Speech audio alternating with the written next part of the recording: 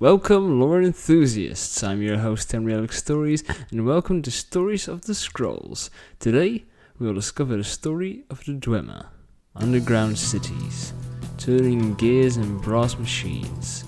We've entered the home of a lost race, the Dwemer, a very interesting race of elves that descended from the Elnafae and turned to live underground, so they could pursue their own goals without interference from other races.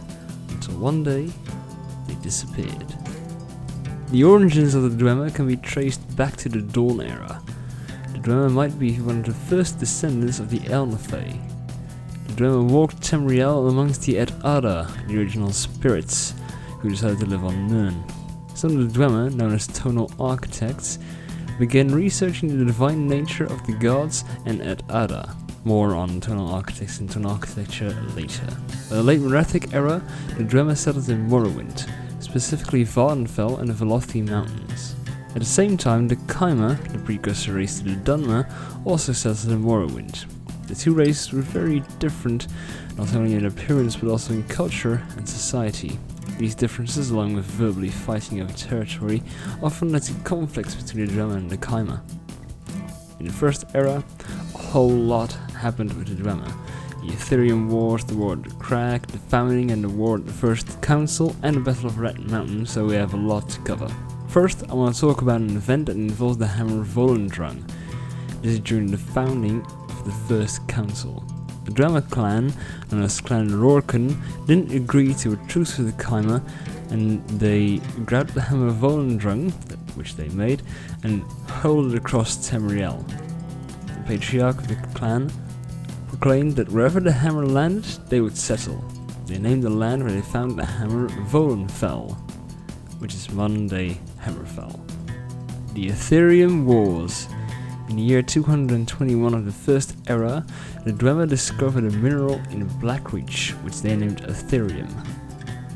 And lines between Blackreach, Argenthams, Rebalthar, Zulft, and Batharzel was formed. Responsibilities for research, mining, and storage were spread across these cities, with Argenthams as the main command center, and the Ethereum Forge was constructed deep underneath Bathalth, where the Ethereum artifacts would be made. After a time, each of the cities wanted control over the Ethereum Forge, and this led to a bloody civil war that is now known as the Ethereum War. The War of the Crag. This event was a result of the war between the Edmornans and the Snow Elves. The Snow Elves were getting slaughtered by the hundreds every battle they fought against the Edmornans. The last remaining elves sought refuge and founded with the Dwemer in their underground cities. But this act of kindness came with a price. The Dwemer would allow the elves to stay if they consumed a type of fungus, a toxic fungus, that in time rendered them blind. The Dwemer betrayed and enslaved the Snow Elves for centuries, and the side effects of the fungus caused the elves to devolve into the Falmer that we now know. At some point, however, the Falmer rose up against the Dwemer masters and started a revolt. This has been named the War of the Crag. This war raged in the underground cities until the Dwemer mysteriously vanished one day, without a trace. The Battle of Red Mountain. The Dwemer that settled in Morrowind, more specifically in Vardenfell and Red Mountain, at some point found the heart of Lorkhan, deep within the mountain. When the Kaimer heard of this, they thought the Dwemer were making a mockery of their beliefs. The Kaimer became so enraged at the Dwemer, and this is when the Battle of the Red Mountain began. While the war raged, a chief tonal architect of the Dwemer, Kagranak, made the tools Sunder, Keening, and Wraithguard to work on the heart of Lorkhan in an attempt to finally realize the goal of the Dwemer to become gods. It's believed that Kagranak began to work on the heart, and something happened, or something went wrong, that caused all the Dwemer to disappear. After the year 700 of the First Era, nothing has been heard from the Dwemer since. That is the history of the Dwemer. Now, you might say, well, they're all gone, so what is there more to talk about? Well, all of them are gone, yes, save for one. Yogrum Begarn, the last living Dwemer. Yogrum was a master crafter working for Kagrenak, and apparently, in his own words, he was not on the mortal plane when the Dwemer disappeared. When he returned to Nirn, he contracted corpus, a disease that Morrowind players will remember. Yogrum can only move around with the aid of a Dwemer spider's lower half, since his legs have been amputated.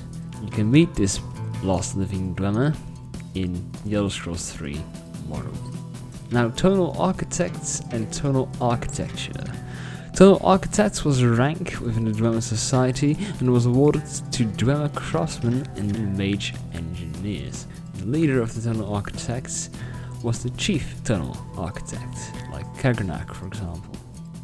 Tonal architecture is a form of magic that uses sound to manipulate the world, similar to the Thume. The original sound was made with the creation of the Ubris and spans across all of creation. The Dwemer were able to master magic that could add, interrupt, or change the music of Nirn. Tonal architects were able to build long-lasting structures, mining tools, and machines known to us as the automatons. The Dwemer were also able to find a way to telepathically communicate, known as the calling. Now, how does tonal architecture work? Well, it's the manipulation of the sound of Mundus. Imagine being able to change the world around you and mold it to your liking. That is the magic the Dwemer possessed. Let's say you build something and want to make it last for 5 years. You take the tone of what you have created, you take the tone of what you created, as let's say this sound, and you change it to this sound. And now it lasts for 5 years, no maintenance needed.